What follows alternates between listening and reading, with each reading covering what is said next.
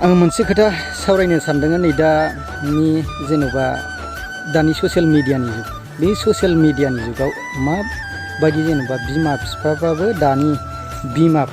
बिसोर बिमाफ्राबो ओरैबायदि जाबाय जे ससियेल मिडिया बहुत ग्र' जागासिनो बे ससियेल मिडियानि जुगजोंनो माखासे जेनेबा जे गथ'फोरखौसो गावनि फिसाखौ फोरोंनांगौ ना फोरोंनाङा बेखौबो मिथिला माखासे ओमफ्राय जे दानि ससियेल मिडियानि जुगाव जे न'आव ज' थानानै भिडिअ नायजाला ओरैबायदि जाबाय माखासेनि दा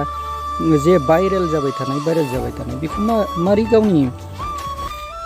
माइन्डथिं साननाय गैला नामा ससियेल मिडियायाव माबे बुस्थुआ होजाया आरो माबे बुस्थुखौ जेनेबा होनानै गावनि रेसपन्सिबिलिटिखौ माब्रै जेनेबा मोसानायजों नों जेनेबा फ्रड खालामबाय मोसानायजों जेनेबा नोङो गावनि मोसानायखौ ससियेल मिडियायाव देखायनानै जेनेबा जे मानसिफोरनो देखायनो सानो बे मोजां मानो मोजां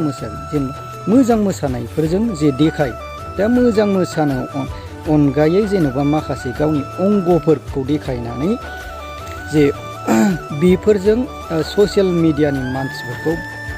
फुरा गावखौ नायनानै गावखौ हाइलाइट जानायनि बिदि सानो नामा?